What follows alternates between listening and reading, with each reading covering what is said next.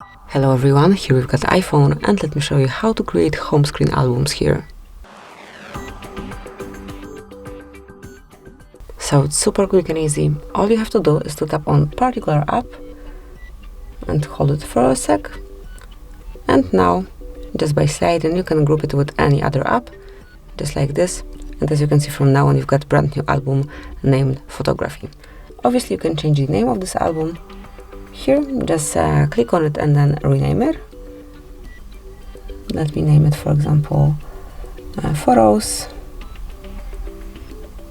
Let's add emoji here.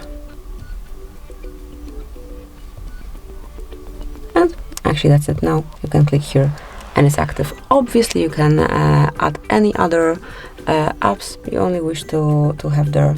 So just mark, for example, camera, and then you can smoothly place it also here. So this is it. This is how you can make these albums on your home screen. Thanks for watching. Please subscribe our channel and leave the thumbs up.